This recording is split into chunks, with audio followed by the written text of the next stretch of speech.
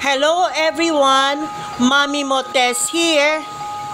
Muli na naman po akong gumala at this time nagpunta po ako sa aming barangay 14 dito po sa Caloocan upang maghatid po ng aming imbitasyon sa aming gaganaping event sa November 30 hanggang December 2. Iimbitahin po namin ang aming barangay captain dahil ako po ay talagang taga Caloocan.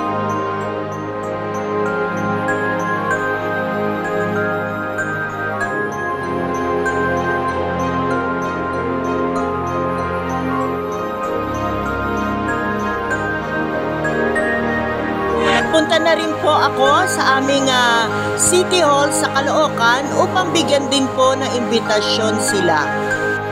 Naway masuportahan po ako ng aming barangay at ng Caloocan dito sa aking advocacy sa mga PWD. Salamat po!